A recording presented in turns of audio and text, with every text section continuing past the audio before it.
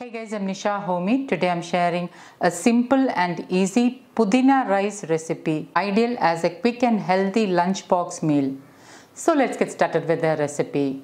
To make the masala for the mint rice, into my small chutney grinder, I'm adding in 4 to 5 shallots.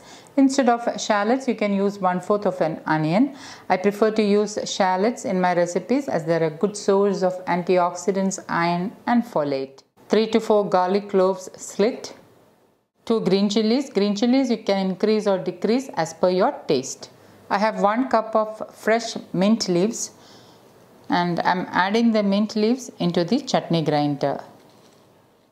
And now I'm going to blend this. The mint leaves are nicely ground. So I'm going to transfer this to another bowl. I'm heating my cast iron kadai with 1 tablespoon wood pressed sesame oil. Sesame oil is also known as til oil. Once the oil is heated, I'm adding in 1 teaspoon jeera, also known as cumin seeds. Add in 2 whole red chilies. I'm just breaking the red chili into 2 and adding in. Give it a good stir. Into this I'm adding in 1 whole onion sliced. Give it a stir. Allow the onions to saute until it starts to turn light golden brown in color.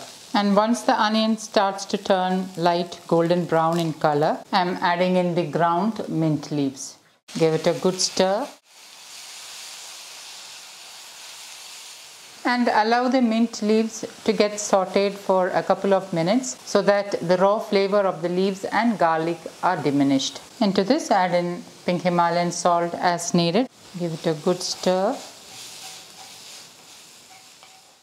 Now instead of wood pressed sesame oil, you can also use A2 desi ghee in this recipe. Also make sure that you use a cast iron cookware, as cooking in cast iron helps in better iron absorption.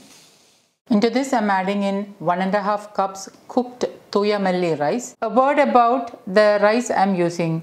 This rice is known as thooyamalli rice, which is an indigenous variety of rice. This rice has a very low glycemic index. This particular rice is hand pound, and thooyamalli rice has the most B vitamins among all the rice varieties. Give it a good mix.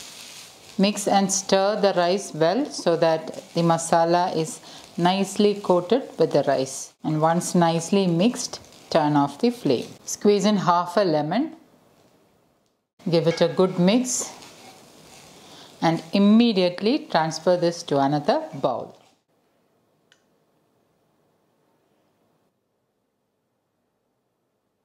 And lastly, I'm garnishing it with a sprig of fresh mint leaves.